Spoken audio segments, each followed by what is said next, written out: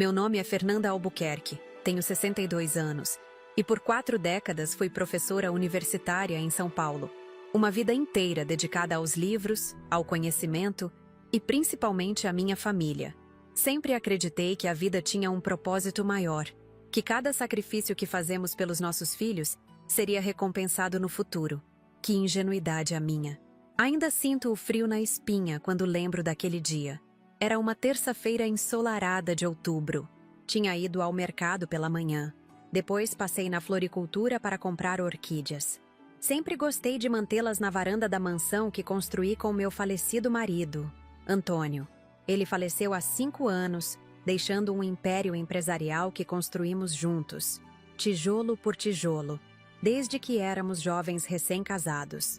Voltei para casa naquele dia com o coração leve. Estava planejando um jantar especial para receber meu filho Ricardo, a esposa dele, Juliana, e minha neta Amanda, que estava completando 15 anos naquela semana. Mesmo com todos os problemas que tínhamos, sempre tentei manter a família unida. Estacionei meu carro na entrada da mansão no Jardim Europa, aquela casa que conhecia cada canto, cada rachadura nas paredes, cada memória nas marcas de crescimento do meu filho na porta da cozinha. Foi quando notei algo estranho. A porta da garagem estava aberta. Haviam carros que não reconhecia estacionados lá dentro.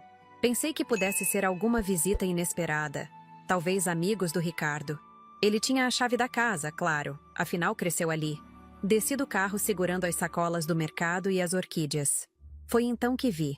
No início, achei que fossem entulhos, que talvez estivessem fazendo alguma reforma que eu não soubesse.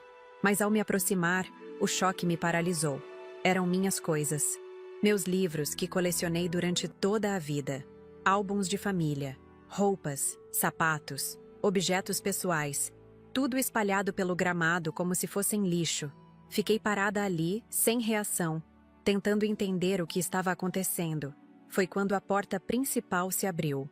Ricardo apareceu, vestindo um terno caro que eu mesma havia dado de presente no aniversário dele de 38 anos, 3 meses antes. Ao lado dele, Juliana, sua esposa de 35 anos, ex-secretária da empresa, por quem ele havia deixado sua primeira esposa, mãe da Amanda. E para completar o quadro, Débora, mãe de Juliana, uma mulher que sempre deixou clara sua inveja da minha posição social. "O que está acontecendo aqui, Ricardo?" perguntei, minha voz tremendo mais de raiva que de tristeza. Foi então que ele disse aquelas palavras que nunca vou esquecer, palavras que mudaram tudo. "Você não mora mais aqui. Minha esposa e a minha sogra é que vão morar." As sacolas caíram das minhas mãos. As orquídeas se despedaçaram no chão. Senti como se tivesse levado um soco no estômago. Naquele momento, olhei para o rosto do meu filho e não reconheci o menino que criei. Vi apenas um estranho, um homem tomado pela ganância, manipulado por aquelas 2 mulheres que sorriam atrás dele. "Ricardo, essa casa é minha. Seu pai a deixou para mim", disse tentando manter a compostura. Ele riu, uma risada fria que jamais esquecerei. "Não mais, mãe. Consultei os advogados. Como único herdeiro tenho direitos. E decidi que quero a casa agora." Vi Juliana e Débora trocarem olhares vitoriosos. Através da porta aberta, pude ver que já tinham começado a mover seus pertences para dentro. Na sala, onde antes ficavam minhas antiguidades de família, agora estavam móveis modernos e sem personalidade que combinavam com o gosto duvidoso delas. "E para onde espera que eu vá?" perguntei, ainda tentando digerir a situação. "Não é problema meu", respondeu Ricardo dando de ombros. "Talvez seja hora de ir para um asilo. Você já está velha mesmo." Velha. Aquela palavra me atingiu como uma flecha. Eu, que tinha apenas 62 anos, que ainda lecionava, que nadava 3 vezes por semana, que tinha mais energia que muitos jovens. Velha. Foi quando notei Dona Zuleide, minha fiel empregada de 30 anos, parada na porta dos fundos, com lágrimas nos olhos. Ao seu lado, minha neta Amanda, horrorizada com a cena que presenciava. Vi no olhar dela a vergonha pelo comportamento do pai. Naquele momento, algo estranho aconteceu dentro de mim.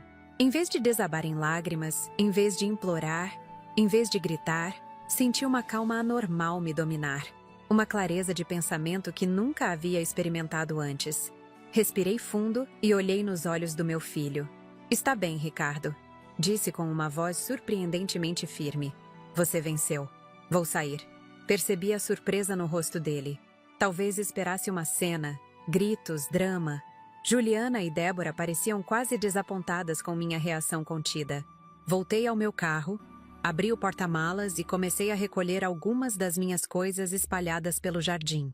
Apenas o essencial. Alguns documentos, fotografias, joias que haviam pertencido à minha mãe. Deixei o resto lá, espalhado como um testemunho da ingratidão. Enquanto guardava esses poucos pertences, minha mente já estava funcionando de uma forma diferente. Aqueles 3 não sabiam, mas acabavam de cometer o maior erro de suas vidas. Porque havia algo que meu filho nunca entendeu. Eu não era apenas a mãe dedicada, a professora gentil. Havia outra faceta minha que mantive oculta por décadas. Ninguém ali sabia que, enquanto meu marido era o rosto público dos negócios, eu era a verdadeira estrategista por trás de cada decisão. Eu que negociava os contratos mais importantes. Eu que planejava as expansões. Eu que tinha os contatos mais valiosos.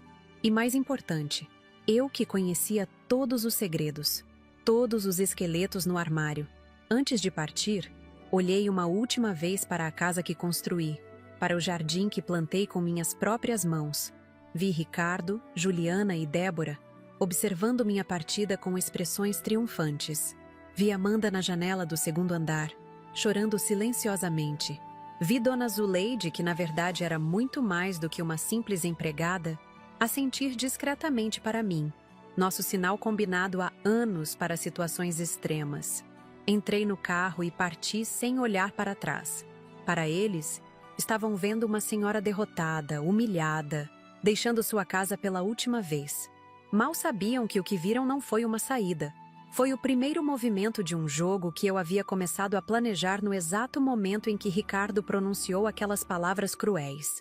Durante o trajeto até o apartamento de minha amiga Mariana em Moema, que já estava preparado para me receber há meses, sim, eu já suspeitava que algo assim aconteceria, comecei a organizar mentalmente meus próximos passos.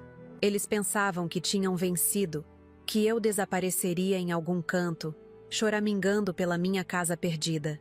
Mal sabiam que haviam acabado de despertar algo que mantive adormecido por muitos anos. Passei aquela primeira noite na casa de Mariana em estado de choque. Minha amiga tentava me consolar, oferecia chá, sugeriu chamarmos a polícia, mas eu permaneci estranhamente calma. Não, Mariana, eu disse, enquanto observava a chuva pela janela do apartamento dela em Moema. Isso vai muito além de uma simples invasão de propriedade. As horas seguintes foram como viver em um filme em câmera lenta. Deitada na cama de hóspedes, revivia cada momento daquela tarde. As minhas coisas espalhadas pelo jardim, a expressão de triunfo no rosto de Ricardo, os sorrisos cúmplices de Juliana e Débora, mas principalmente, lembrava da sensação que me dominou. Não foi desespero, nem mesmo tristeza profunda. Foi uma certeza cristalina de que aquele momento marcava o início de algo, não o fim. Na manhã seguinte, Mariana saiu cedo para dar suas aulas de yoga. Fiquei sozinha no apartamento, sentada à mesa da cozinha com uma xícara de café intocada à minha frente. Foi quando meu celular tocou. Era um número desconhecido. Atendi com cautela. Senhora Fernanda? A voz grave do outro lado era inconfundível, mesmo depois de tantos anos. Carlos Eduardo, respondi, sentindo um arrepio percorrer minha espinha. Quanto tempo? Soube o que aconteceu. Dona Zuleide me ligou ontem à noite. Claro que ligou. O plano contingencial que havíamos estabelecido há anos estava finalmente sendo ativado. Carlos Eduardo não era apenas um ex-colega da universidade. Poucos sabiam de seu passado como agente federal especializado em crimes financeiros. Menos ainda sabiam de nosso relacionamento discreto que mantivemos por décadas, mesmo durante meu casamento. Um arranjo que Antônio, meu falecido marido, não apenas conhecia, mas aprovava. Nosso casamento sempre foi mais uma parceria empresarial do que romântica, e ele entendia minha necessidade de ter algo só meu, algo que Ricardo jamais suspeitou.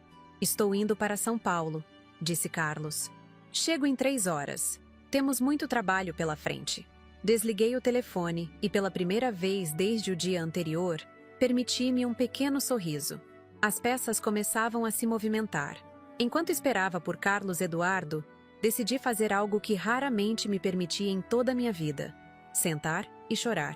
Não por fraqueza, mas porque sabia que precisava liberar aquela dor para pensar com clareza. Chorei pela traição do meu filho, pelo desrespeito à memória do pai, pela humilhação pública. Chorei pela casa que construí, pelas memórias que ficaram para trás, pelos anos de dedicação que pareciam agora jogados fora. Chorei até não ter mais lágrimas, até sentir meu corpo leve, minha mente limpa. Quando terminei, lavei o rosto com água gelada, passei um batom vermelho, minha pequena armadura, e me sentei novamente. Era hora de trabalhar. Carlos Eduardo chegou pontualmente. Aos 65 anos, continuava elegante como sempre, embora os cabelos agora fossem completamente grisalhos. Nos abraçamos por um longo momento em silêncio. Ele sabia exatamente o que eu estava sentindo. Afinal, havia perdido a esposa para o câncer 2 anos antes. Vamos dar um passeio, sugeriu ele. Estas paredes podem ter ouvidos. Caminhamos pelo Parque Ibirapuera, mantendo uma distância respeitável um do outro, como 2 velhos amigos conversando casualmente. Mas nossa conversa estava longe de ser casual. Ricardo não faz ideia do que fez, comentei, enquanto observávamos os patos no lago. Ele realmente acredita que herdou tudo automaticamente após a morte de Antônio. Carlos assentiu. A arrogância sempre foi o ponto fraco dele. Nunca se deu ao trabalho de verificar a documentação adequadamente. Exatamente. Ele não sabe que 3 anos antes de morrer, Antônio transferiu tudo para o meu nome. Absolutamente tudo. As empresas, os imóveis, as contas no exterior. Antônio sempre desconfiou do caráter do nosso filho. Via como ele tratava os funcionários, como menosprezava quem considerava inferior. Carlos tirou do bolso um pequeno notebook e o abriu. Você manteve o monitoramento ativo todos esses anos? Assenti. Dona Zuleide nunca deixou de registrar tudo.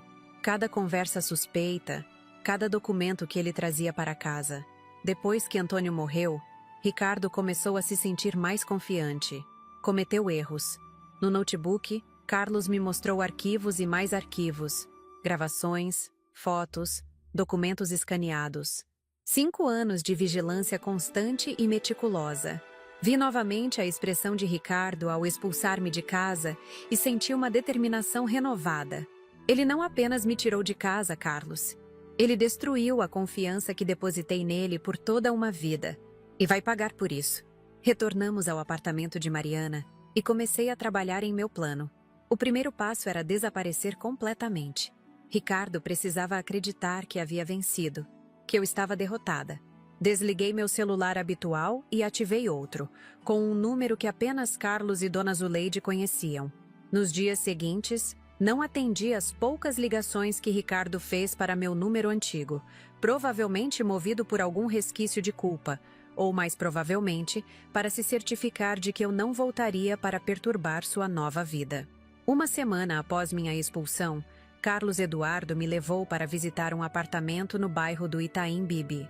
Era um imóvel discreto, em um prédio sem ostentação, mas extremamente seguro. Este lugar pertence a um amigo meu da época da Federal, explicou Carlos. Ninguém associará a você. Podemos montar nossa base de operações aqui. O apartamento era espaçoso e já estava equipado com computadores, impressoras e um sistema de segurança avançado. No quarto principal, havia uma parede inteira coberta por um mapa detalhado das empresas da família Albuquerque, com fotos de Ricardo, Juliana, Débora e seus principais associados. Parecia o escritório de uma equipe de investigação, o que de certa forma éramos. Nos dias que se seguiram, recebi visitas discretas. Primeiro, Dr. Paulo Silveira, o advogado da família há anos, que ficou visivelmente constrangido ao me ver.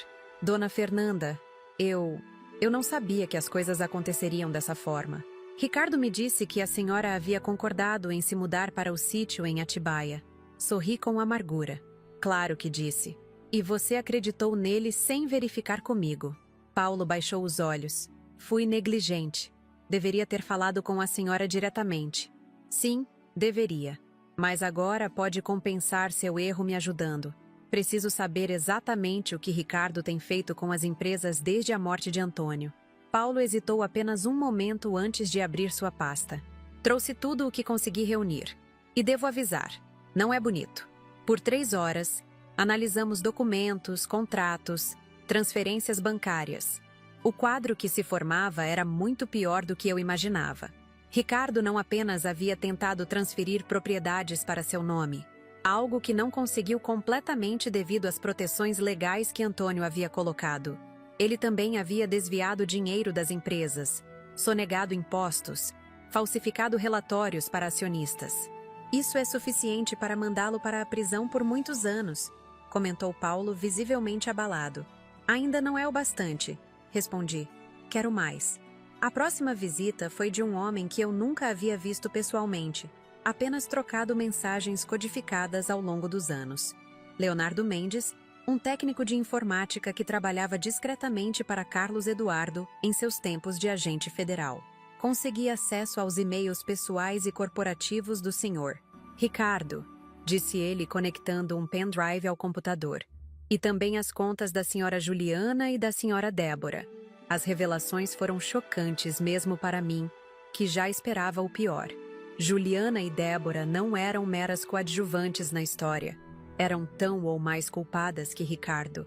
Descobrimos que elas vinham desviando dinheiro de uma ONG para crianças com câncer que Juliana presidia como parte de seu trabalho filantrópico.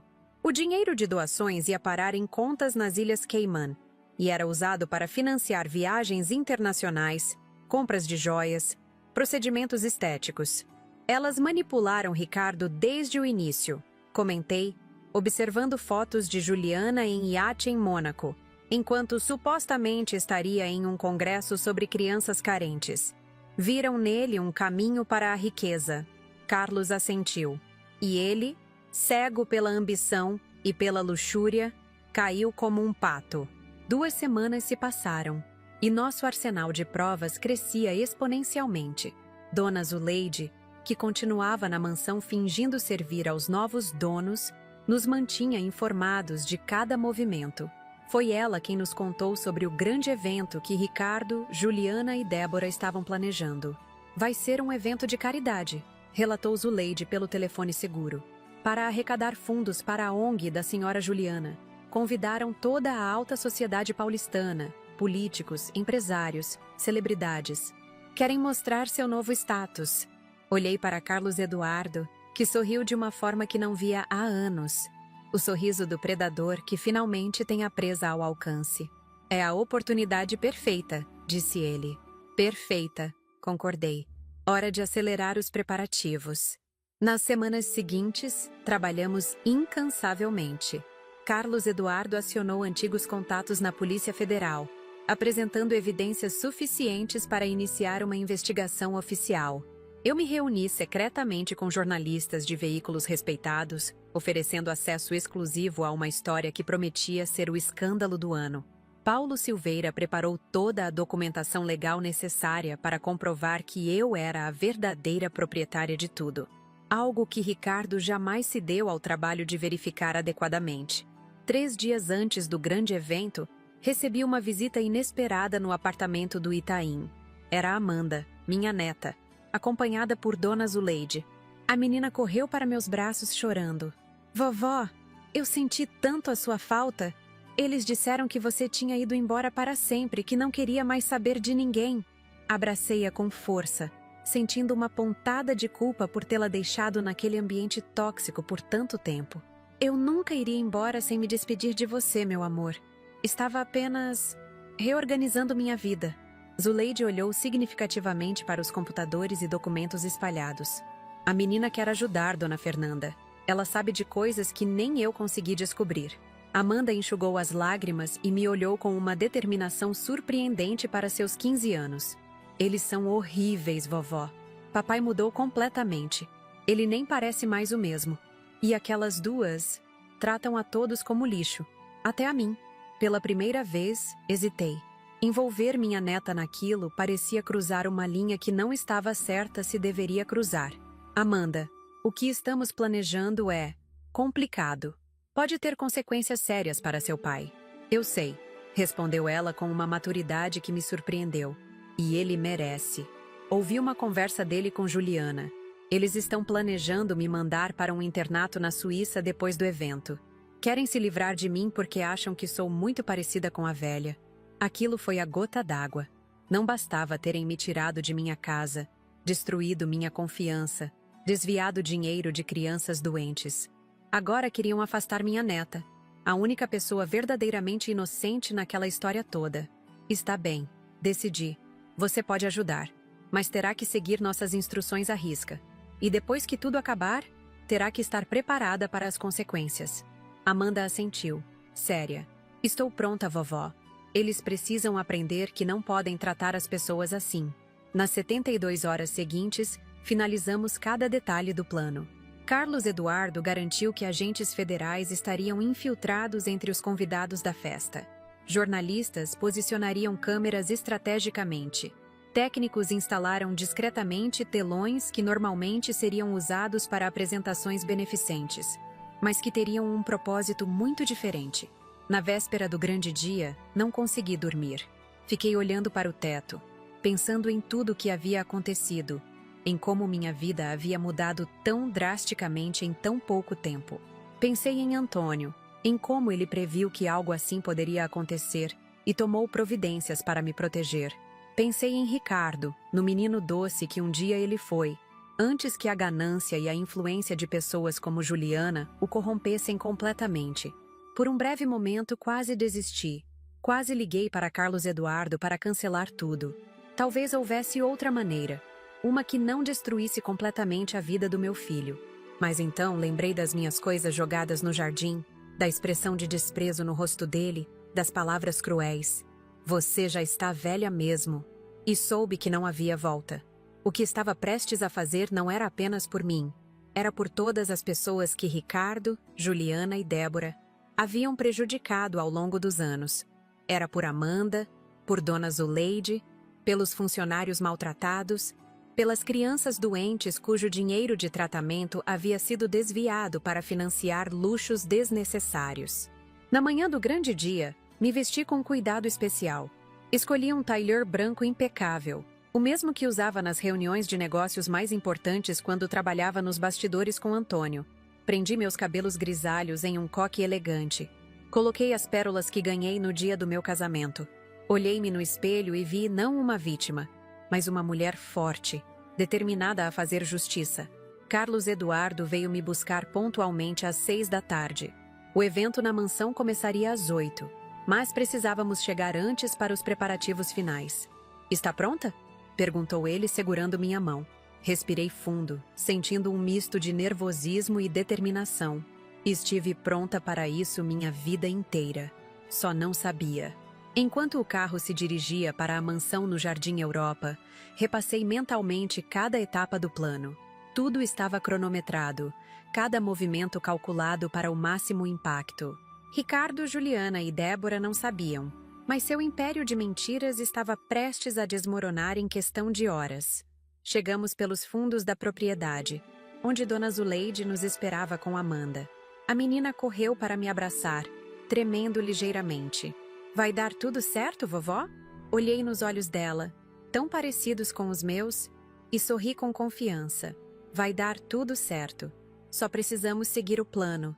Enquanto os primeiros convidados começavam a chegar pela entrada principal, nós 4 nos reunimos na antiga sala de estudos, agora transformada em depósito, um dos poucos lugares da casa que Ricardo não havia modificado completamente. Ali, Carlos Eduardo fez uma última verificação dos equipamentos. Tudo funcionava perfeitamente.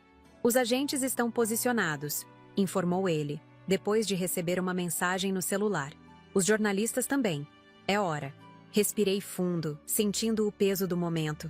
Em minutos, eu estaria confrontando publicamente meu próprio filho, expondo suas mentiras, potencialmente enviando-o para a prisão.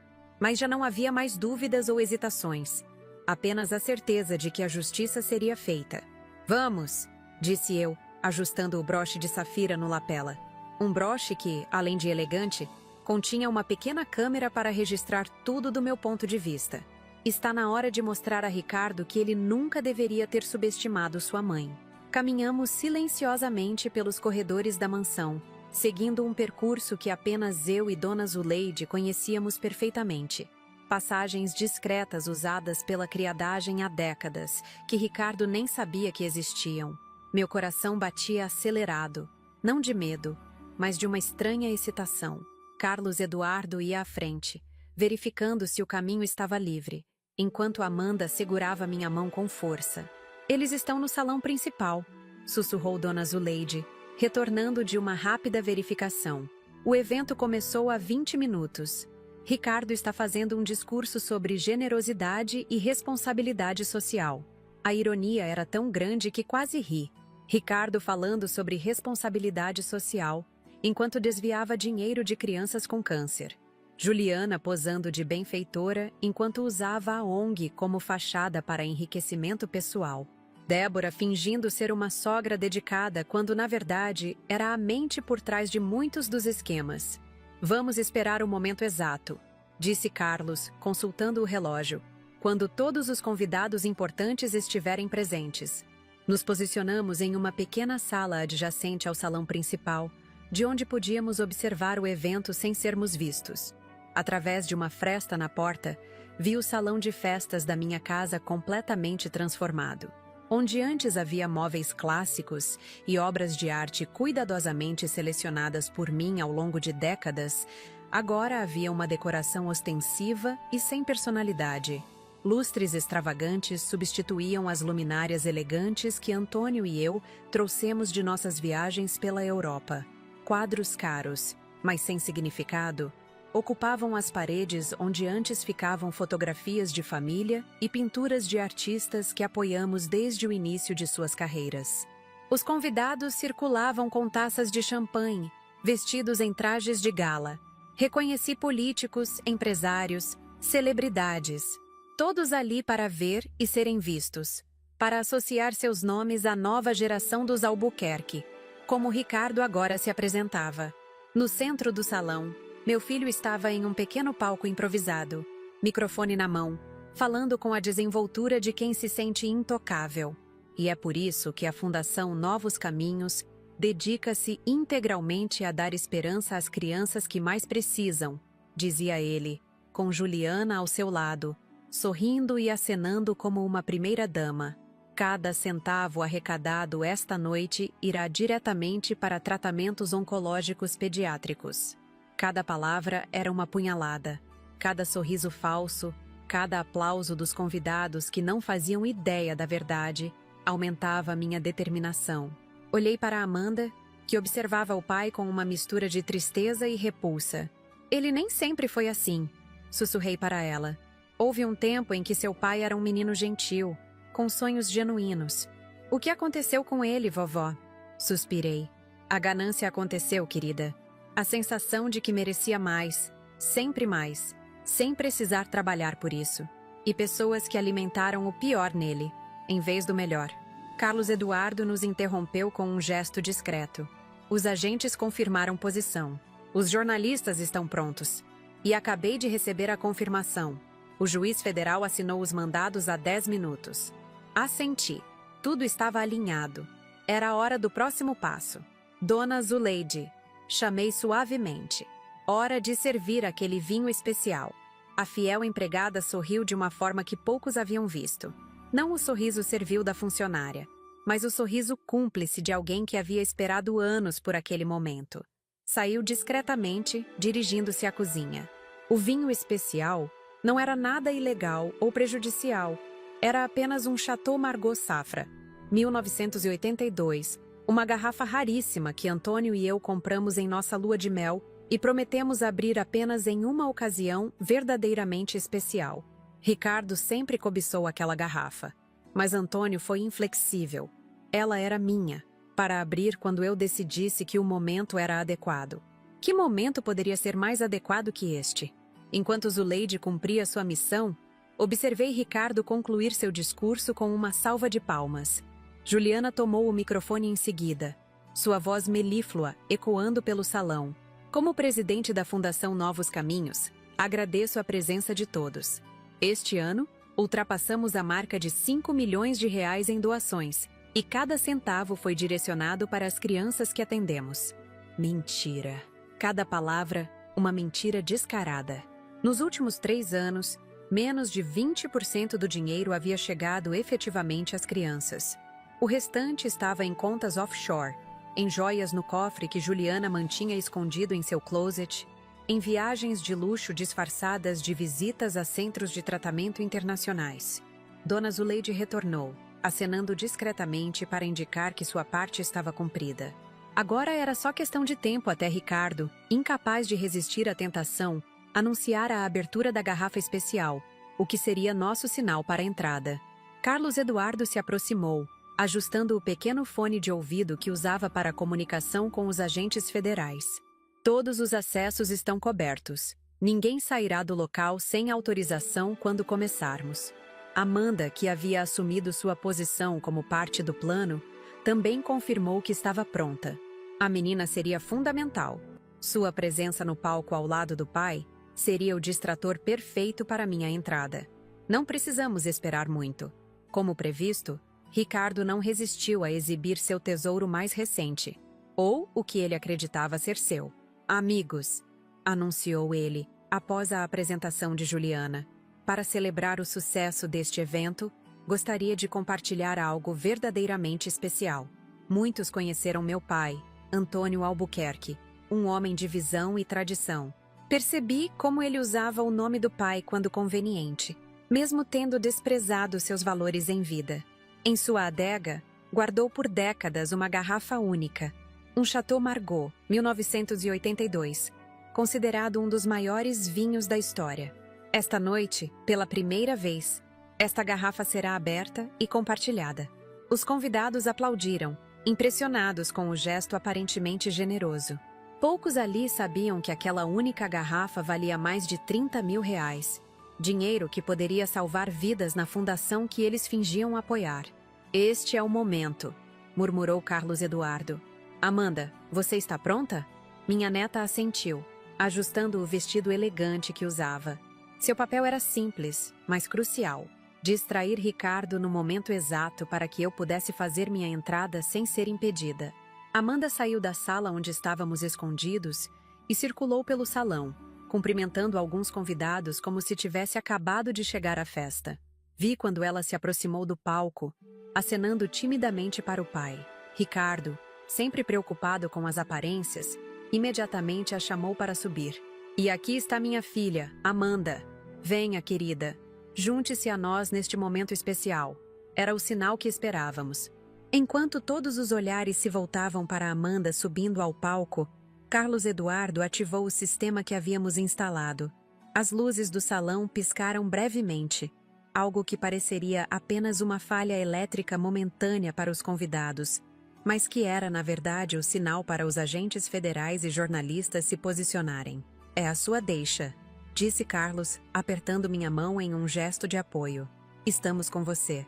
Respirei fundo, alisando as lapelas do meu tailleur branco e saí da sala. Caminhei pelo corredor lateral que levava diretamente ao palco, um caminho que conhecia de cor após décadas vivendo naquela casa. Enquanto andava, senti uma estranha calma me envolver. Não havia mais dúvidas, apenas a certeza absoluta de que estava fazendo o que precisava ser feito.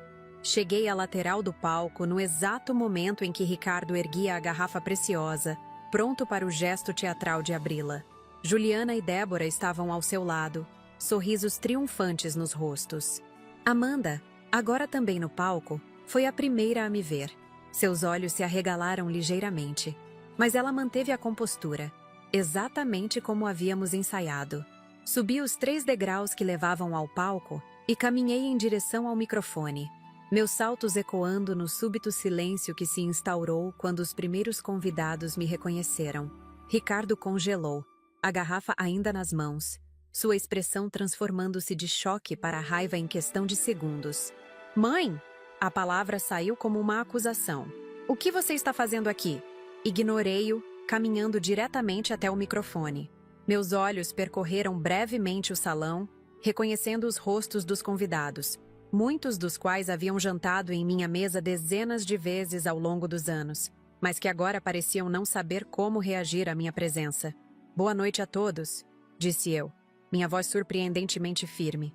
"Sou Fernanda Albuquerque, a verdadeira dona desta casa e de tudo o que vocês veem ao redor." Um murmúrio percorreu o salão. Vi Juliana sussurrar algo para Ricardo, que parecia prestes a arrancar o microfone das minhas mãos. Mas antes que ele pudesse fazer qualquer movimento, continuei. "Muitos de vocês me conhecem há anos. Estiveram nesta mesma casa em eventos organizados por mim e meu falecido marido, Antônio. Talvez estejam se perguntando por que não me viram nos últimos meses, por que não fui eu quem os recebeu esta noite." Ricardo deu um passo à frente, mas Carlos Eduardo, que agora havia se posicionado estrategicamente na lateral do palco, fez um gesto discreto, impedindo-o. No mesmo instante, notei os agentes federais disfarçados de garçons se movimentando pelo salão, bloqueando discretamente as saídas. A resposta é simples: fui expulsa da minha própria casa. Minhas coisas foram jogadas no jardim como lixo. Meu filho, Ricardo, me disse que eu já estava velha mesmo, que talvez fosse hora de ir para um asilo. Ofegos de surpresa e olhares de consternação percorreram o salão. Vi vários convidados trocarem olhares desconfortáveis. Mas não estou aqui para pedir simpatia ou compaixão. Estou aqui para revelar a verdade sobre o que aconteceu com o legado de Antônio Albuquerque, sobre o que realmente acontece com o dinheiro que vocês tão generosamente doam à Fundação Novos Caminhos. Ricardo finalmente reagiu, avançando em minha direção. "Chega, mãe! Você está confusa. Precisa de ajuda médica. Por favor, alguém a acompanhe para fora." Ninguém se moveu. O clima no salão havia mudado perceptivelmente. Os sorrisos cordiais deram lugar a expressões tensas de expectativa. Foi quando tirei do bolso um pequeno controle remoto, o mesmo que Carlos Eduardo havia me entregado minutos antes. Apertei o botão principal, e os telões instalados estrategicamente ao redor do salão se acenderam simultaneamente. "Talvez devam ouvir o que o próprio Ricardo tem a dizer sobre seus negócios", sugeri, enquanto no telão principal começava a ser exibido um vídeo. Era Ricardo, visivelmente embriagado em seu escritório na empresa. A data no canto inferior mostrava que a gravação era de apenas 2 semanas atrás. Ele falava ao telefone rindo. "Aqueles idiotas nem percebem. Falsificamos os relatórios, desviamos o dinheiro e eles continuam aplaudindo como focas treinadas. A vantagem de trabalhar com crianças com câncer é que ninguém questiona. Ninguém pede para verificar as contas detalhadamente. É o esquema perfeito." O silêncio no salão era ensurdecedor. Vi o rosto de Ricardo empalidecer, enquanto Juliana agarrava seu braço com força, sussurrando algo urgentemente em seu ouvido. Mas o vídeo continuava. Em outra gravação, era Juliana quem aparecia, em uma loja de joias em Paris, pagando por um colar de diamantes com um cartão da fundação, rindo enquanto dizia à vendedora que era para uma campanha beneficente.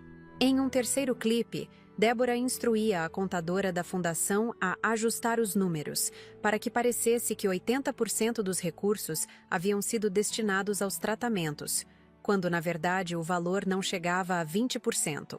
Enquanto os vídeos eram exibidos, notei que alguns convidados discretamente ativavam seus celulares, provavelmente verificando as informações que estavam recebendo naquele exato momento: documentos, extratos bancários, provas irrefutáveis que Carlos Eduardo havia enviado para uma lista selecionada de pessoas influentes presentes no evento. Ricardo finalmente conseguiu reagir. "Isso é montagem? Uma tentativa desesperada de uma mulher amargurada de prejudicar seu próprio filho? Vocês conhecem meu trabalho, minha reputação?"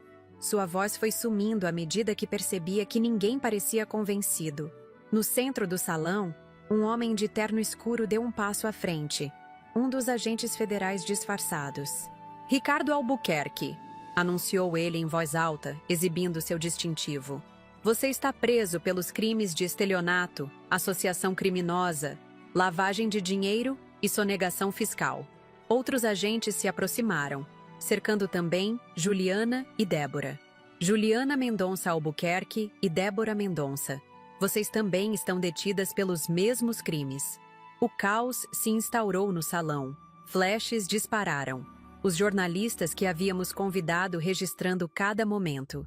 Convidados tentavam sair apressadamente, enquanto outros permaneciam imóveis, chocados demais para reagir. Ricardo, vendo-se encurralado, fez sua última jogada desesperada. Virou-se para mim, os olhos injetados de ódio. Você acha que venceu, mãe? Acha mesmo que pode me destruir assim? Eu sou o herdeiro legítimo. Tudo isso é meu por direito. Permiti-me um pequeno sorriso, enquanto abria minha bolsa e retirava uma pasta de documentos, que entreguei ao agente federal mais próximo. Não, Ricardo. Seu pai nunca confiou em você o suficiente para deixar o império que construímos em suas mãos. Tudo foi legalmente transferido para meu nome 3 anos antes da morte dele. As empresas, as propriedades, as contas no exterior, absolutamente tudo. Você administrava, mas a proprietária sempre fui eu. Vi a compreensão finalmente atingi-lo. A cor sumiu completamente de seu rosto. Mas os documentos que assinei? Ah, sim. Aqueles documentos que você mal leu antes de assinar, 3 dias depois do funeral de seu pai? Não eram transferências de propriedade para seu nome, como pensou. Eram termos de responsabilidade pessoal por todas as dívidas e obrigações das empresas. Em outras palavras, todos os crimes que você cometeu nos últimos 5 anos são legalmente sua responsabilidade. E apenas sua. Juliana soltou um grito abafado, enquanto Débora parecia prestes a desmaiar. Ricardo balançava a cabeça em negação. Não, não pode ser. Pode e é, confirmei, enquanto os agentes se aproximavam para algemá-los. Seu pai sempre dizia que a arrogância seria sua ruína. Ele estava certo. Observei enquanto os 3 eram conduzidos para fora do salão. Juliana chorando histericamente. Débora muda de choque. Ricardo lançando-me um último olhar que misturava ódio e súplica. Quando eles deixaram o salão, um silêncio pesado caiu sobre os convidados restantes. Foi Amanda quem quebrou o silêncio, aproximando-se de mim e segurando minha mão. Acabou, vovó? Olhei para minha neta, para seu rosto jovem que carregava tantas das minhas feições, e senti uma onda de ternura em meio àquela tempestade de emoções. Sim, querida, esta parte acabou. Agora começamos a reconstruir. Virei-me para os convidados, muitos dos quais pareciam não saber como reagir ou o que dizer. Peço desculpas pelo fim abrupto do evento. Quem doou dinheiro esta noite pode ficar tranquilo. Cada centavo será devidamente redirecionado para as crianças que realmente precisam, através de uma nova fundação, gerida com transparência e honestidade. Peguei a garrafa de Chateau Margaux que Ricardo havia deixado sobre uma mesa no palco. Olhei para ela por um momento, lembrando do dia em que Antônio e eu a compramos, das promessas que fizemos. Quanto a esta garrafa especial, ela será leiloada. O valor arrecadado será o primeiro depósito na nova fundação. Parece um destino mais adequado do que ser bebida em uma celebração falsa, não acham? Lentamente, como se despertando de um transe coletivo, alguns convidados começaram a aplaudir. O aplauso cresceu, espalhando-se pelo salão. Não era uma ovação de alegria. Era um reconhecimento solene da verdade que havia sido revelada, da justiça que, de alguma forma, havia prevalecido. Carlos Eduardo se aproximou, colocando gentilmente a mão em meu ombro. Você conseguiu, Fernanda. Acabou. Balancei a cabeça, observando os jornalistas que ainda registravam cada momento, os agentes federais que coletavam evidências adicionais, os convidados que começavam a se dispersar. Não, Carlos. Isso não é um fim. É um novo começo. Amanda apertou minha mão, e senti naquele gesto todo o peso e toda a esperança do futuro que agora se abria à nossa frente. Um futuro construído não sobre mentiras e ganância, mas sobre a verdade que finalmente veio à tona. Enquanto saíamos do palco, olhei uma última vez para o salão da casa que havia sido meu lar por tantas décadas. As modificações ostensivas que Ricardo havia feito pareciam agora tão vazias, tão sem sentido. Em breve, eu decidiria o que fazer com aquele lugar. Se o venderia, se o transformaria em algo útil para a sociedade, ou se simplesmente o reconstruiria à minha maneira. Mas isso era uma decisão para outro dia. Naquela noite, Caminhando de cabeça erguida entre os olhares surpresos e respeitosos dos que haviam testemunhado minha vingança, eu me sentia finalmente livre do peso da traição e da humilhação. Livre para recomeçar, para reconstruir, para redefinir quem era Fernanda Albuquerque. Não mais a mãe traída, a senhora idosa expulsa de sua própria casa. Agora eu era simplesmente Fernanda, forte, resiliente e pronta para o próximo capítulo da minha vida. As semanas que se seguiram ao evento foram um turbilhão. Mal tive tempo de processar tudo o que aconteceu naquela noite, enquanto o império que Antônio e eu construímos enfrentava as consequências do escândalo. Os jornais não falavam de outra coisa. Herdeiro dos Albuquerque preso por fraude. Esquema milionário em fundação para crianças com câncer. Professora aposentada desmascara o próprio filho em evento beneficente. Cada manchete me causava um misto de satisfação e dor. Afinal, por mais justificada que fosse minha ação, Ricardo ainda era meu filho. Na manhã, após as prisões, voltei oficialmente para a mansão. Entrei pela porta da frente, não mais como uma intrusa, mas como a legítima proprietária. Dona Zuleide me esperava com um sorriso discreto e uma xícara do chá de camomila que sempre gostei de tomar pela manhã. "Bem-vinda de volta, Dona Fernanda", disse ela com lágrimas nos olhos. Caminhei pelos cômodos da casa, observando as mudanças que Ricardo, Juliana e Débora haviam feito em tão pouco tempo. As paredes que antes exibiam fotografias de família agora estavam decoradas com obras de arte caras e impessoais. A biblioteca, meu refúgio por tantos anos, havia sido transformada em uma sala de degustação de vinhos. Meu jardim de inverno, onde cultivei orquídeas raras por décadas, fora substituído por uma extensão da área de festas. Eles não perderam tempo, comentei para Carlos Eduardo, que me acompanhava naquela inspeção dolorosa. "Pessoas como eles nunca perdem", respondeu ele, exceto quando encontram alguém mais inteligente pelo caminho. Sorri fracamente, tocando os móveis novos que não tinham alma, nem história. "Vamos ter muito trabalho para devolver a alma a este lugar." Amanda se mudou para a mansão naquele mesmo dia. A menina, agora com quase 16 anos, estava visivelmente aliviada por não ter que ir para o internato na Suíça, como Ricardo e Juliana haviam planejado. Reservei para ela o quarto que sempre foi seu quando nos visitava, no andar de cima, com vista para o Jardim dos Fundos. "O que vai acontecer agora, vovó?" perguntou ela naquela primeira noite, enquanto jantávamos juntas na cozinha. Nenhuma de nós se sentia confortável na sala de jantar ostensiva que o trio havia montado. "Agora vamos reconstruir, querida. Não apenas a casa, mas nossas vidas." Foi exatamente o que começamos a fazer. Nos dias seguintes, uma equipe de advogados liderada por Paulo Silveira trabalhou incansavelmente para reorganizar as empresas, afastar executivos corruptos que haviam colaborado com Ricardo e implementar uma gestão transparente. A ONG fraudulenta foi dissolvida e uma nova fundação foi criada, desta vez com uma diretoria composta por médicos respeitados e especialistas em oncologia pediátrica, com auditorias externas trimestrais para garantir que cada centavo fosse destinado às crianças. Uma semana após o escândalo, recebi uma ligação que não esperava. Era Luísa Mendonça, a primeira esposa de Ricardo e mãe biológica de Amanda. Ela havia se mudado para Portugal após o divórcio conturbado, tentando reconstruir sua vida longe da influência tóxica do ex-marido. "Fernanda", disse ela, a voz embargada pelo choro. "Eu vi tudo nos jornais. Não consigo acreditar que Ricardo chegou a esse ponto." "Nem eu, Luísa. Acredite. Nunca imaginei que precisaria fazer o que fiz." Você acha que posso visitar Amanda? Sei que não tenho sido a mãe mais presente, mas... "Claro que pode", respondi sem hesitar. "Ela precisa de você agora mais do que nunca." Aquela conversa me fez refletir sobre como as ações de Ricardo haviam prejudicado tantas pessoas ao longo dos anos. Luísa era uma mulher gentil e inteligente, que foi sistematicamente destruída emocionalmente durante seu casamento, até não ter forças para lutar nem mesmo pela custódia da filha. Ricardo a havia convencido de que era uma mãe inadequada, incapaz de criar Amanda adequadamente, e eu, cega pelo amor maternal, não interferi como deveria. 2 semanas depois, Luísa chegou ao Brasil.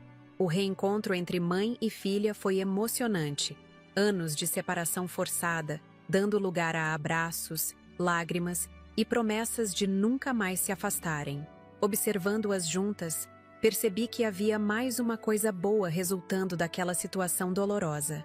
Amanda estava recuperando sua mãe.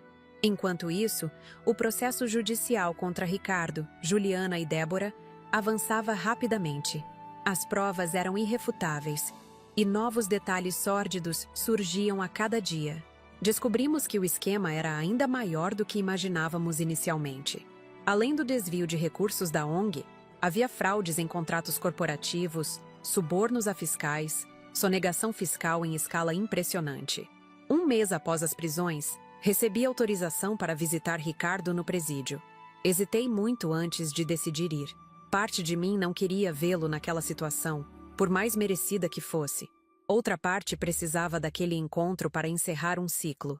O presídio era um lugar frio e impessoal, mesmo sendo uma unidade destinada a criminosos de colarinho branco. Quando Ricardo foi trazido à sala de visitas, quase não o reconheci. Em apenas 1 mês, parecia ter envelhecido anos. O cabelo sempre impecavelmente penteado estava desgrenhado, a barba por fazer. Os olhos que antes exibiam arrogância, agora mostravam apenas desespero. "Mãe", disse ele, sentando-se diante de mim, separados por uma mesa simples de madeira. "Veio gozar de sua vitória?" Mantive minha expressão neutra, estudando o homem à minha frente. Tão parecido fisicamente com Antônio, mas tão diferente em caráter. "Não, Ricardo. Vim ver como você está." Ele riu amargamente. "Como acha que estou? Preso, humilhado, abandonado por todos." "Não por todos. Estou aqui, não estou?" Seus olhos se encheram de lágrimas inesperadamente. "Por quê? Por que está aqui depois de tudo o que fiz?" Respirei fundo, pensando cuidadosamente em minhas palavras. "Porque você ainda é meu filho. E porque, diferente de você, não confundo justiça com vingança." "Justiça? Foi isso que você fez? Destruiu minha vida em nome da justiça?" "Você destruiu sua própria vida, Ricardo. Eu apenas impedi que continuasse destruindo a vida dos outros." Ficamos em silêncio por alguns momentos. Pela primeira vez desde que entrou na sala, ele parecia realmente me ver. "O que vai acontecer com Amanda?" perguntou finalmente. "Ela está bem. Luísa voltou de Portugal." Vi a surpresa em seu rosto. "Luísa? Mas ela é uma mulher forte que você tentou quebrar, assim como tentou fazer comigo. Mas diferente de mim, ela não tinha décadas de experiência para se defender. Agora ela tem uma segunda chance de ser mãe, e está aproveitando." Ricardo baixou os olhos. Por um breve momento, pensei ter visto um lampejo de arrependimento genuíno, mas logo sua expressão endureceu novamente. "E quanto a Juliana? Ela me ligou?" Balancei a cabeça. "Juliana está ocupada demais negociando com a promotoria. Parece que está disposta a entregar todos os detalhes do esquema em troca de uma redução de pena." "Aquela vadia!" exclamou ele, batendo o punho na mesa. "Depois de tudo o que fiz por ela." "O amor baseado em interesse dura apenas enquanto houver interesse, Ricardo. Foi uma lição que você aprendeu da pior maneira possível." Nossa conversa continuou por mais alguns minutos, oscilando entre momentos de aparente vulnerabilidade de Ricardo e surtos de raiva. Quando me levantei para ir embora, ele fez uma última pergunta. "Você vai voltar?" Olhei para meu filho, agora reduzido a uma sombra do homem poderoso que pensava ser, e senti uma pontada de compaixão maternal. "Sim, Ricardo, voltarei. Não porque você mereça, mas porque preciso encontrar paz dentro de mim mesma." Deixei o presídio com o coração pesado, mas também com uma estranha sensação de libertação. Enfrentar Ricardo frente a frente, não mais como vítima, mas como a pessoa que o colocou naquela situação, fechava um círculo importante. Ao retornar para a mansão, encontrei Carlos Eduardo, Amanda e Luísa me esperando ansiosamente. "Como foi?" perguntou Carlos, segurando minha mão. "Difícil. Necessário." Olhei para Amanda. "Seu pai perguntou por você." A menina assentiu, uma expressão complexa em seu jovem rosto. "Vou visitá-lo eventualmente. Não estou pronta ainda, mas um dia estarei." Não há pressa, querida. Algumas feridas precisam de tempo para cicatrizar. Naquela noite, tomei uma decisão importante. Sentados todos na varanda, compartilhei meus planos. Não quero mais morar nesta casa, disse eu, surpreendendo a todos. Há memórias demais aqui, boas e ruins. Preciso de um novo começo. Mas vovó, protestou Amanda, esta casa é sua. Você e vovô a construíram juntos. Sorri, tocando carinhosamente o rosto da minha neta. Sim, e tivemos décadas de felicidade aqui. Mas agora chegou a hora de transformar este lugar em algo mais útil que uma residência para uma senhora de idade. O que tem em mente? Perguntou Carlos Eduardo, que sempre me apoiava em minhas decisões mais ousadas. Vou transformar a mansão em uma sede permanente para a nova fundação. O andar superior será adaptado para receber crianças em tratamento de câncer que vêm do interior e não têm onde ficar na capital. O andar térreo será o centro administrativo da fundação. E o jardim? O jardim será completamente restaurado para que as crianças tenham um lugar bonito para brincar. Luísa tinha lágrimas nos olhos. É uma ideia maravilhosa, Fernanda. Transformar uma tragédia familiar em esperança para tantas crianças. E onde você vai morar, vovó? Perguntou Amanda, preocupada. Lembra-se do sítio em Atibaia? Aquele lugar sempre me trouxe paz. Vou reformá-lo e transformá-lo em meu refúgio. Vocês duas estão convidadas a se mudarem comigo se quiserem. Amanda e Luísa trocaram olhares, e pude ver que a ideia as agradava. Para ambas, seria um recomeço, longe das sombras do passado. Nas semanas seguintes, mergulhei no projeto de transformação da mansão. Arquitetos foram contratados, especialistas em ambientes hospitalares infantis consultados, paisagistas chamados para revitalizar o jardim. Cada decisão era tomada pensando no bem-estar das crianças que um dia ocupariam aqueles espaços. Durante esse processo, recebi uma visita inesperada. Débora, a mãe de Juliana, havia conseguido liberdade provisória por problemas de saúde e veio me procurar. Quando Dona Zuleide a anunciou, meu primeiro impulso foi recusar a visita. Mas algo me disse que deveria ouvi-la. Débora entrou na sala de estar como uma sombra de si mesma. A mulher altiva e arrogante que conspirou para me tirar de casa, agora parecia frágil e envelhecida. Fernanda, começou ela, a voz trêmula. Sei que não mereço sua atenção, mas precisava vir pessoalmente. Diga o que veio dizer, Débora. Ela respirou fundo, evitando meu olhar. Vim pedir perdão. Não espero que me perdoe. Nem acredito que mereça seu perdão. Mas precisava dizer isto. Sinto muito. Verdadeiramente sinto muito. Observei-a atentamente, tentando detectar qualquer sinal de falsidade. Mas tudo o que vi foi uma mulher quebrada, enfrentando a realidade de suas escolhas. Por que, Débora? Por que tanta ganância, tanta crueldade? Ela finalmente ergueu os olhos, marejados de lágrimas. Inveja. A verdade nua e crua é que sempre invejei você. Sua classe natural, sua inteligência, seu casamento sólido com Antônio. Enquanto isso, eu vivia à sombra, criando Juliana sozinha depois que meu marido me abandonou.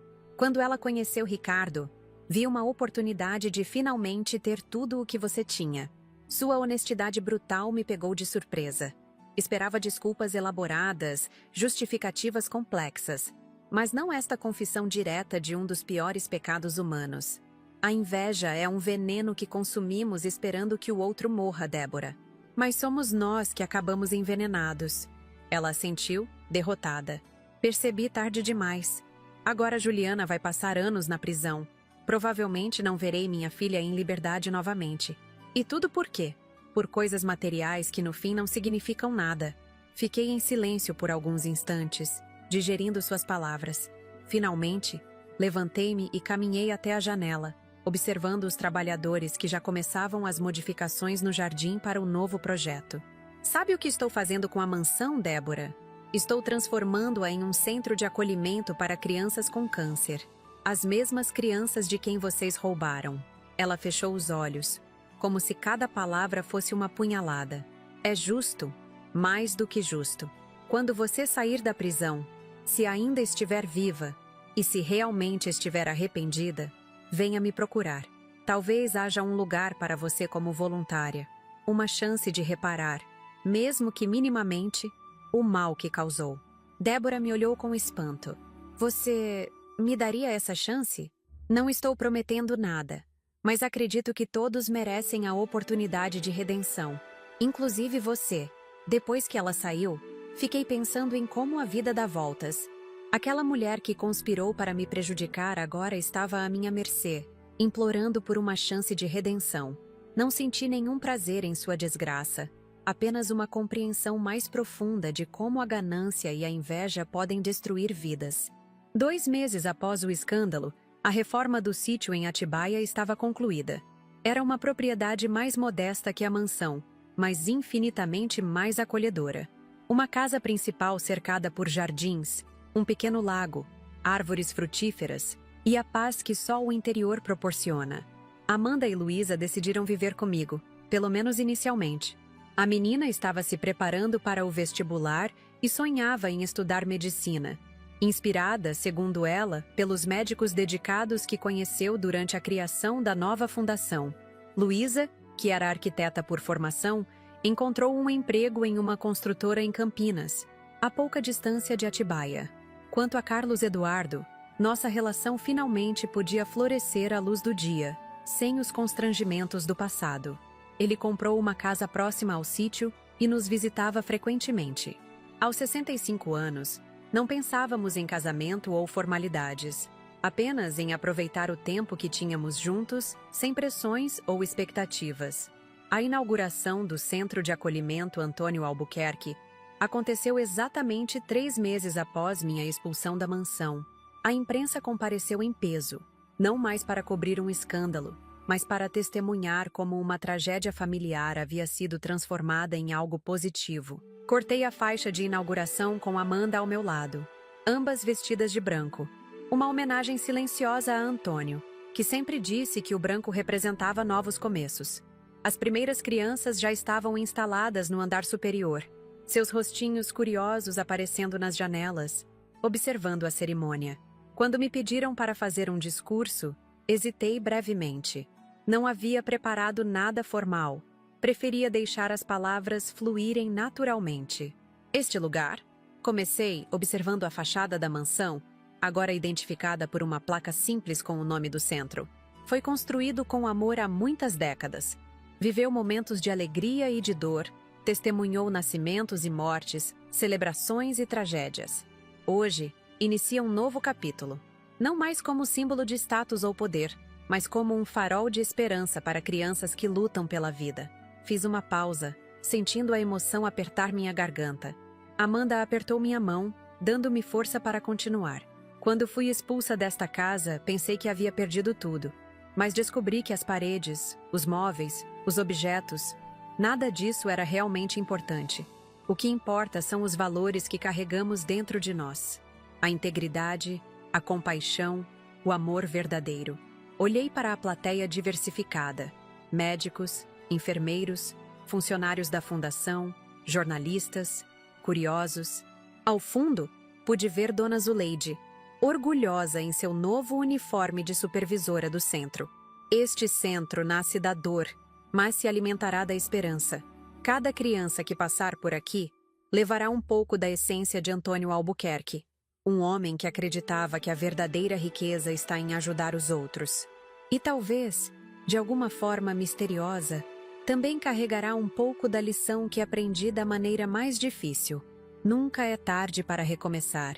Nunca é tarde para transformar traição em triunfo, dor em propósito. Terminei meu discurso sob aplausos emocionados. Enquanto me afastava do microfone, olhei uma última vez para a mansão. Não mais minha casa, mas algo muito maior e mais significativo. Senti uma paz que não experimentava há meses, talvez anos. Naquela noite, já no sítio em Atibaia, sentei-me na varanda com uma taça do vinho que Antônio e eu costumávamos beber em ocasiões especiais. Carlos Eduardo, Amanda e Luísa se juntaram a mim, cada um com sua própria taça. Um brinde, propus, erguendo minha taça. Aos novos começos. Aos novos começos. Repetiram em uníssono.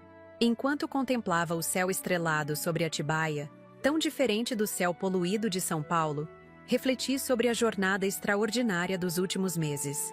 De professora aposentada, humilhada e expulsa de casa, a uma mulher que recuperou não apenas seu patrimônio material, mas principalmente sua dignidade e propósito de vida.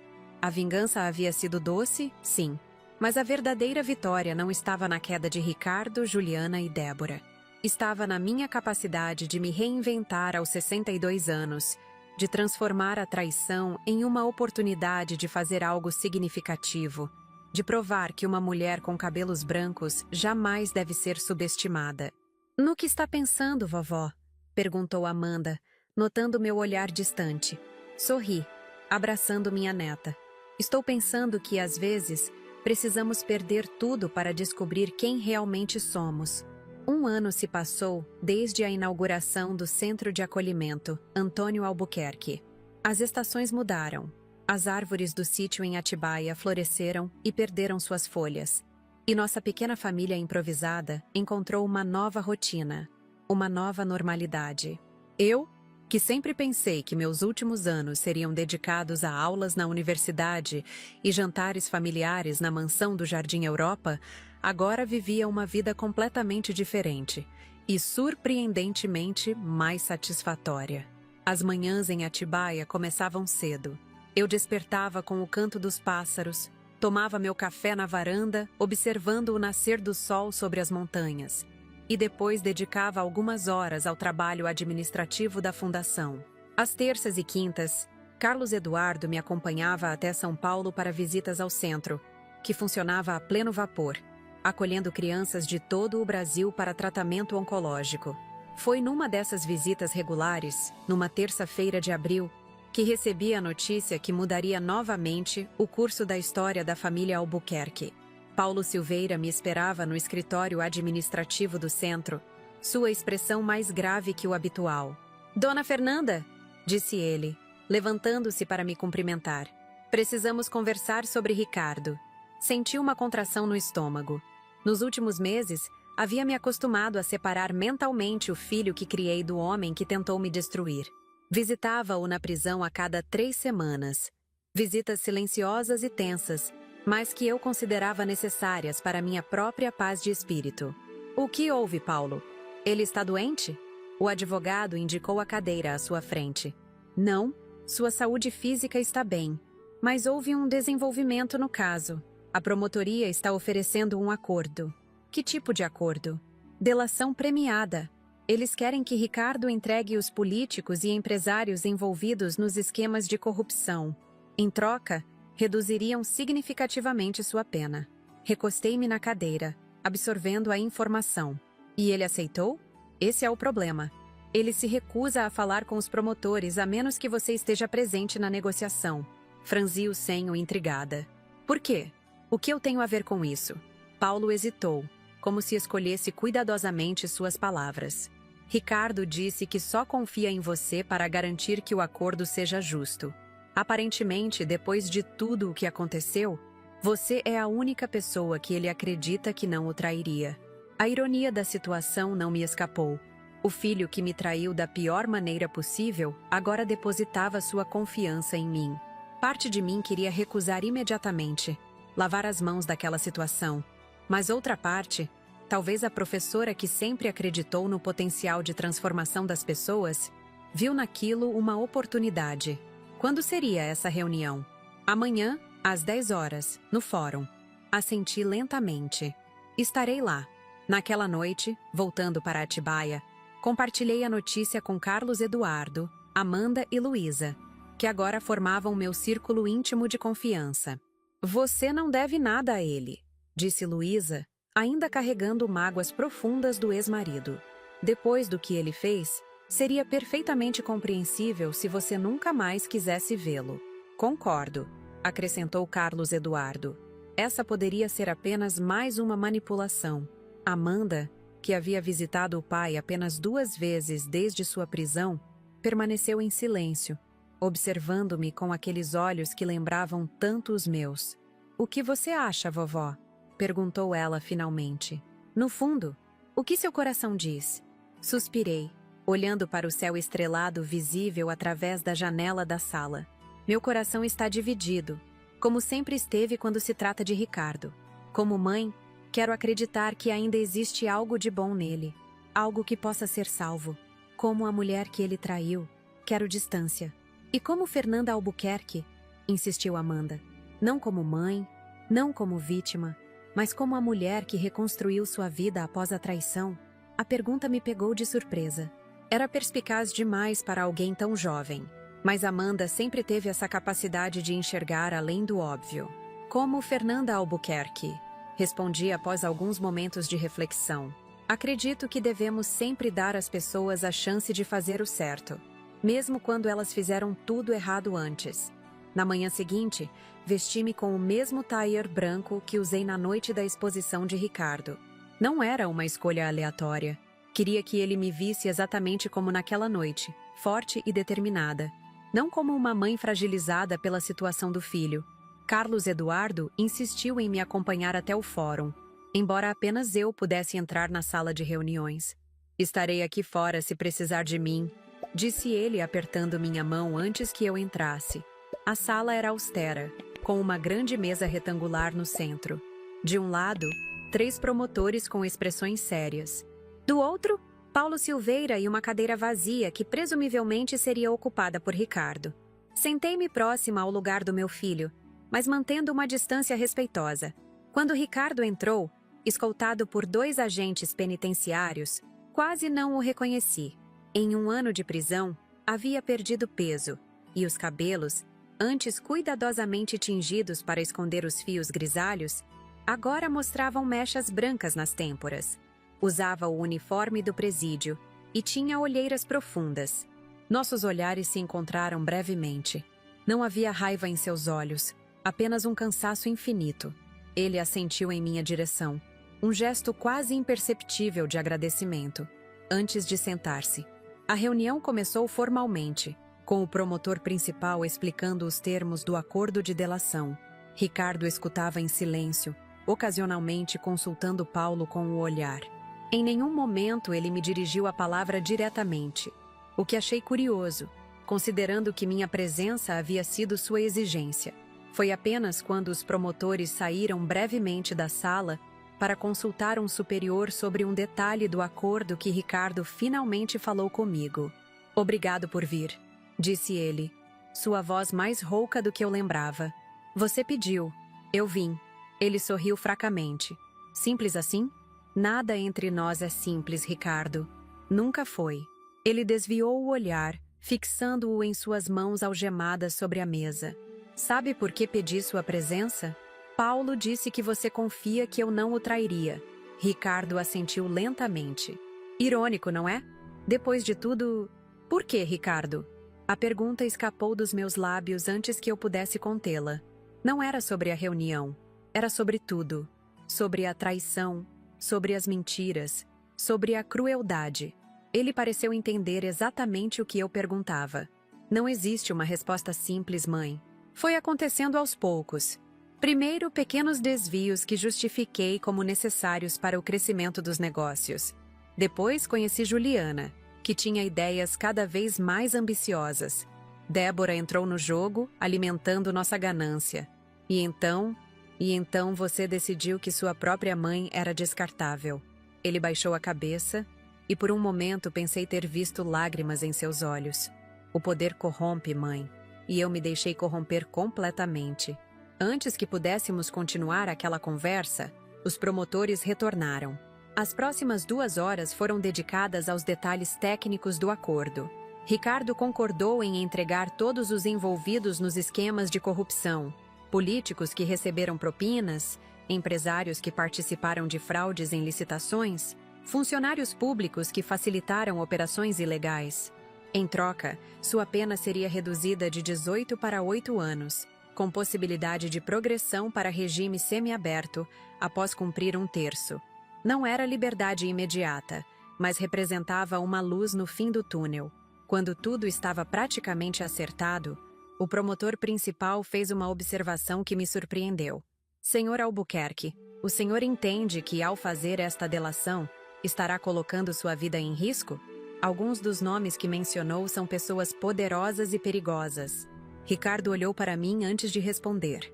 Entendo perfeitamente, e estou disposto a arcar com as consequências. Foi naquele momento que compreendi o verdadeiro motivo pelo qual ele havia exigido minha presença. Não era apenas por confiar em mim para garantir um acordo justo. Era porque, de alguma forma, ele queria que eu testemunhasse o que talvez fosse seu primeiro ato genuinamente corajoso em muitos anos. Ao final da reunião, quando os promotores e Paulo já haviam saído, tive alguns minutos a sós com Ricardo antes que os guardas o levassem de volta. "O que você vai fazer com as informações sobre o sítio em Atibaia?" perguntou ele, surpreendendo-me. "Que informações?" "Sobre a mina de esmeraldas." Olhei para ele confusa. "Que mina de esmeraldas, Ricardo?" Ele pareceu genuinamente surpreso. "Você não sabe? Papai nunca contou a você? Do que você está falando?" Ricardo hesitou, como se decidisse se deveria continuar. "Há uma mina de esmeraldas sob o sítio em Atibaia. Papai descobriu por acaso há mais de 20 anos, quando mandou cavar um poço artesiano. Ele manteve em segredo, extraindo apenas o suficiente para financiar alguns projetos pessoais. Ele me contou pouco antes de morrer, mas disse que deixaria documentos explicando tudo para você. Senti como se o chão tivesse sido puxado sob meus pés. Não existe documento algum, Ricardo. Antônio nunca mencionou nada sobre isso." Um lampejo de compreensão passou pelos olhos dele. Então ele não confiou nem em você nem em mim completamente. Típico do papai, sempre mantendo seus segredos.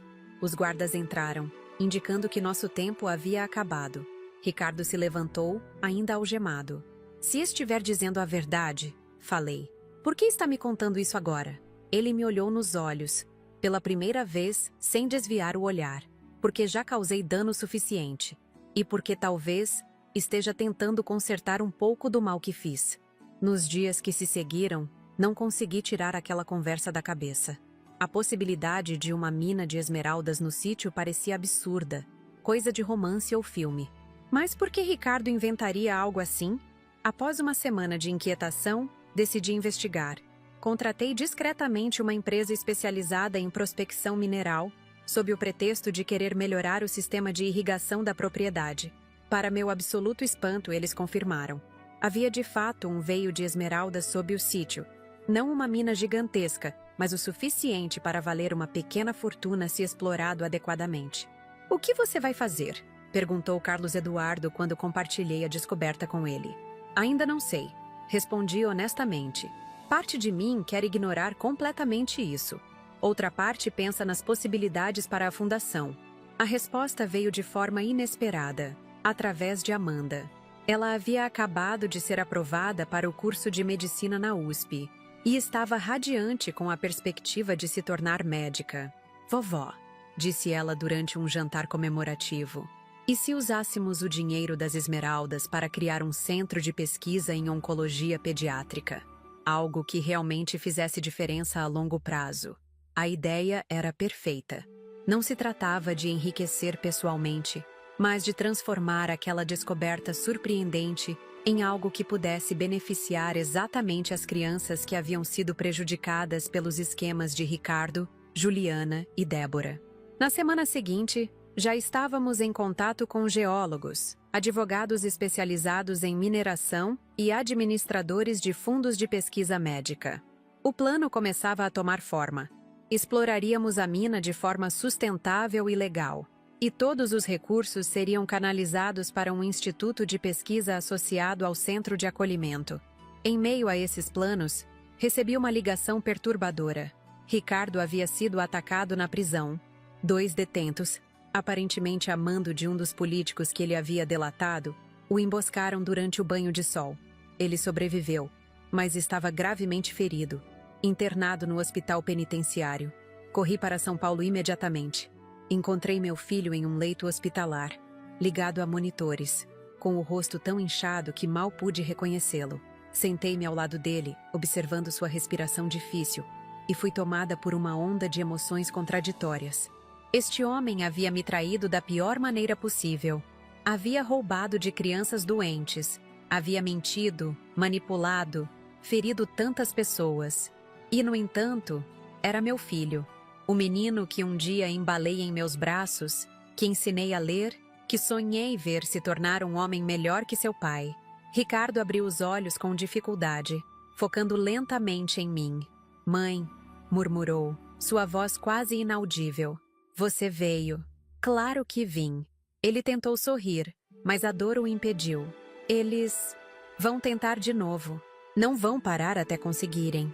Segurei sua mão, sentindo o pulso fraco sob meus dedos. Vou falar com os promotores. Eles podem transferi-lo para uma unidade de segurança máxima, ou talvez... Não, interrompeu ele. Não quero me esconder. Estou cansado de fugir das consequências. Fiquei em silêncio, surpresa com a determinação em sua voz. A mina, continuou ele com esforço. Você encontrou? Assenti. Sim. Vamos usar os recursos para pesquisa em oncologia pediátrica. Um brilho de aprovação passou por seus olhos. Bem, típico de você, mãe. Transformar até minhas informações interesseiras em algo bom. Ele fechou os olhos, exausto pelo esforço de falar. Permaneci ao seu lado por horas, observando-o dormir, pensando em como a vida dá voltas. 3 dias depois, Ricardo foi transferido de volta para a prisão, agora com proteção especial. As delações continuaram, e cada vez mais nomes poderosos eram implicados nos esquemas de corrupção. O caso, que já havia sido um escândalo, agora se tornava um terremoto político e empresarial. Enquanto isso, nossa vida em Atibaia seguia em frente. A exploração controlada da mina começou discretamente, sob rigorosa supervisão legal e ambiental. Amanda iniciou seu primeiro semestre na Faculdade de Medicina, dividindo seu tempo entre São Paulo e Atibaia. Luísa foi promovida na construtora e começou a participar de projetos sociais de habitação. Carlos Eduardo e eu aprofundamos nossa relação, descobrindo o prazer de envelhecer juntos, sem pressões ou expectativas. O centro de acolhimento prosperava, atendendo cada vez mais crianças. A imprensa, que inicialmente cobriu a história pelo escândalo, agora nos procurava para reportagens sobre o trabalho social e médico que realizávamos. 6 meses após o ataque a Ricardo, recebi outra ligação do presídio. Meu coração gelou, temendo o pior. Mas não se tratava de outro ataque. Ricardo havia tido um colapso cardíaco súbito durante a noite. Os médicos tentaram reanimá-lo, mas não conseguiram. Meu filho estava morto, aos 39 anos. O funeral foi discreto, com poucos presentes. Amanda chorou pelo pai que mal conhecera de verdade. Luísa manteve-se estoica, processando sentimentos complexos pelo homem que havia sido seu marido e seu algoz. Carlos Eduardo esteve ao meu lado o tempo todo, uma presença silenciosa e reconfortante. Eu não chorei durante a cerimônia. Minhas lágrimas vieram depois, na privacidade do sítio em Atibaia, quando finalmente permiti que a complexidade dos meus sentimentos por Ricardo emergisse completamente. Chorei pelo filho que perdi muito antes de sua morte física, o menino doce que se transformou em um homem corrompido pela ganância. Chorei pela mãe que fui, dividida entre o amor incondicional e a necessidade de justiça. Chorei pelo que poderia ter sido e nunca seria. Uma semana após o funeral, Paulo Silveira me procurou com uma surpresa final. Ricardo havia escrito um testamento na prisão, legalmente válido e verificado. Nele, renunciava formalmente a qualquer direito sobre os bens da família Albuquerque e pedia que tudo fosse direcionado para a fundação. No documento, havia também uma carta endereçada a mim.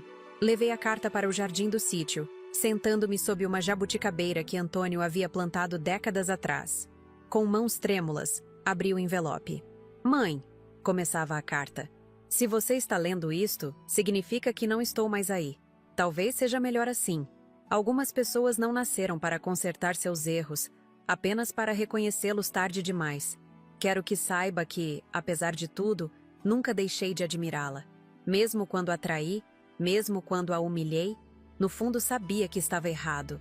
Você sempre foi a verdadeira força da família Albuquerque. Não papai, não eu. Sempre você. Não peço perdão, pois sei que algumas ações são imperdoáveis. Peço apenas que cuide de Amanda. Ela tem muito de você. A inteligência, a determinação, a integridade. Não deixe que meus erros a marquem para sempre. Quanto à mina de esmeraldas, use-a sabiamente, como sei que fará. Transforme minha última traição, pois sim, pretendia um dia tomar o sítio de você também, em algo bom, como sempre fez com tudo na vida. Adeus, mãe. Espero que em alguma vida futura eu possa ser o filho que você mereceu ter nesta. A carta estava assinada simplesmente Ricardo, sem floreios ou formalidades. Dobrei o papel cuidadosamente e o guardei junto ao peito. O ciclo estava completo. A traição, a vingança, a queda e, finalmente, um tipo estranho e imperfeito de redenção. Olhei para o céu de Atibaia, tão azul e limpo, e senti uma paz que não esperava encontrar. Aos 63 anos, depois de perder quase tudo e reconstruir minha vida a partir dos escombros, eu finalmente entendia uma verdade fundamental. Nossa maior força não está em nunca cair, mas em como escolhemos nos levantar depois da queda. O Instituto de Pesquisa Ricardo Albuquerque foi inaugurado um ano depois, anexo ao Centro de Acolhimento. Não foi uma decisão fácil usar seu nome, mas senti que era a forma correta de fechar aquela história, reconhecendo tanto seus erros quanto seu último ato de contrição. Amanda, agora no 2º ano de medicina, fazia estágio voluntário no instituto nos fins de semana. Luísa coordenava um projeto de habitação para famílias de crianças em tratamento prolongado. Carlos Eduardo e eu dividíamos nosso tempo entre Atibaia e o centro em São Paulo, encontrando propósito e alegria mesmo após tanta dor. Quanto a mim, Fernanda Albuquerque, a professora universitária aposentada que um dia viu suas coisas jogadas no jardim pelo próprio filho, encontrei uma verdade que nunca imaginei. Às vezes, precisamos perder tudo para descobrir que somos muito mais fortes, mais resilientes e mais capazes do que jamais imaginamos. E a maior vingança contra aqueles que tentam nos destruir não é causar sua queda. É construir algo tão belo e significativo a partir das ruínas que eles nunca mais poderão tirar de nós. E assim, chego ao fim desta história que compartilhei com vocês hoje. Uma história de traição, vingança, queda e, finalmente, redenção. Quando olho para trás e revejo tudo o que aconteceu desde aquele dia fatídico em que cheguei em casa e encontrei minhas coisas jogadas no jardim, fico impressionada com a jornada que percorri. Nunca imaginei que aos 62 anos de idade seria forçada a recomeçar do zero. Nunca pensei que meu próprio filho, Ricardo, aquele menino que criei com tanto amor, seria capaz de me expulsar da minha própria casa com tamanha frieza. Você não mora mais aqui. Minha esposa e a minha sogra é que vão morar. Essas palavras ainda ecoam na minha mente, mesmo depois de tanto tempo. Mas hoje, entendo que aquele momento de humilhação foi, na verdade, o início da minha libertação. O que Ricardo, Juliana e Débora não sabiam era que, ao me subestimarem, cometeram o maior erro de suas vidas. Eles viram apenas uma senhora de cabelos brancos, uma professora aposentada que imaginaram ser frágil e manipulável. Não perceberam que, por trás daquela aparência delicada, existia uma mulher que, por décadas, foi o verdadeiro cérebro por trás do império construído ao lado de meu falecido marido, Antônio. A vingança que planejei durante aqueles 3 meses de desaparecimento não foi movida apenas pela raiva ou pelo desejo de retribuição. Foi um ato de justiça, não apenas por mim, mas por todas as crianças doentes que foram prejudicadas pelos desvios da falsa fundação, por todos os funcionários humilhados, por minha neta Amanda, que seria enviada para longe, por minha ex-nora Luísa, que foi psicologicamente destruída, por Dona Zuleide, que testemunhou tudo em silêncio durante anos. A queda deles durante aquele evento beneficente foi apenas o começo. O sistema judicial fez o resto, condenando-os pelos crimes que cometeram. O destino trágico de Ricardo, atacado na prisão e posteriormente falecendo de um ataque cardíaco, não me trouxe alegria.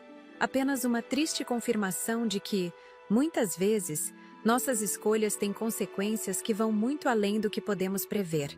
Mas esta história não é apenas sobre vingança e justiça. É sobre renascimento. É sobre como transformei uma tragédia pessoal em algo positivo para muitos. O Centro de Acolhimento.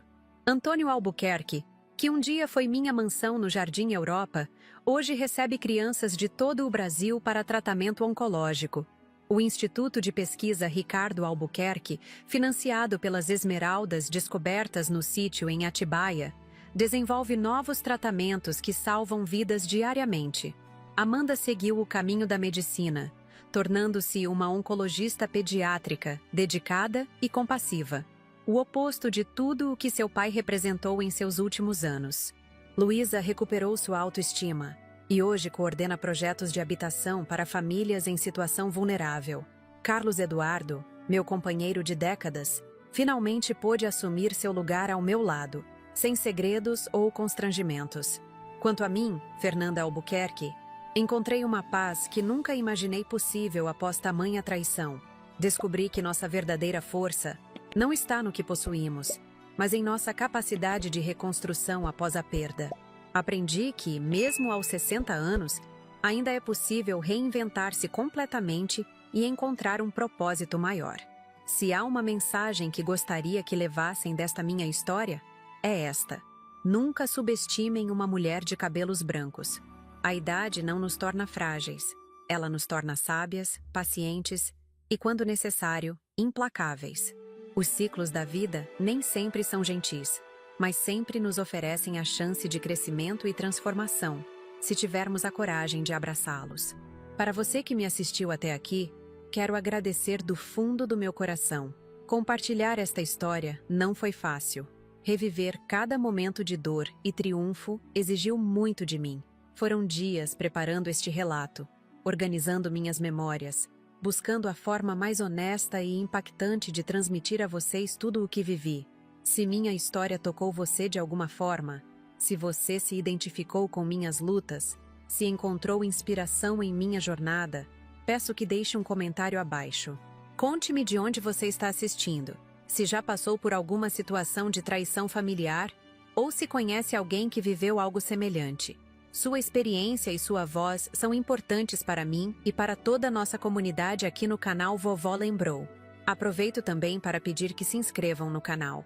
A cada semana, compartilho novas histórias de vida. Algumas minhas, outras de pessoas que conheci ao longo de minha jornada. São relatos reais, emocionantes, que nos lembram da resiliência do espírito humano frente às adversidades. Se você gostou desta história, há muitas outras esperando por você em nosso acervo. O botão de gostei também é muito importante para nós. Ele ajuda o algoritmo a entender que nosso conteúdo é valorizado, permitindo que mais pessoas possam encontrar estas histórias de superação. Então, se este relato tocou seu coração de alguma forma, por favor, deixe seu like. Preciso também fazer um pedido especial. Manter este canal funcionando exige dedicação e recursos. Precisamos de equipamentos de qualidade para gravação, edição profissional, pesquisa para as histórias e muito mais. Se você puder colaborar com qualquer valor através do Valeu Demais, isso fará uma diferença enorme para que possamos continuar trazendo conteúdo diário de qualidade para vocês. Sua contribuição ajudará a manter vivas estas histórias que, de outra forma, poderiam ser esquecidas com o tempo. Na próxima semana, trarei uma nova história que prometo ser tão impactante quanto esta. É o relato de uma mulher que descobriu, aos 70 anos, que toda sua vida foi baseada em uma mentira, e como essa descoberta, em vez de destruí-la, abriu caminho para uma liberdade que ela jamais imaginou possível. Antes de me despedir, quero deixar uma reflexão final. Quando Ricardo jogou minhas coisas no jardim naquela tarde, ele pensou que estava me tirando tudo.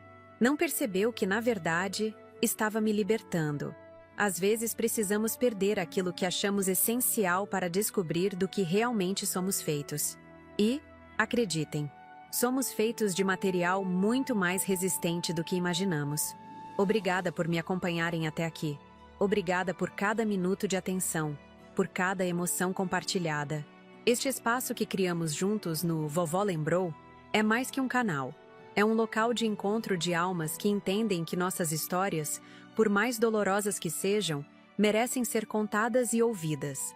Até a próxima semana, com mais uma história que vai tocar seu coração e, quem sabe, inspirar sua própria jornada de transformação. Não se esqueçam de se inscrever, deixar seu like, comentar e, se possível, contribuir com o Valeu Demais. Cada gesto de apoio significa o mundo para mim e para toda a equipe que trabalha incansavelmente para trazer estas histórias até você.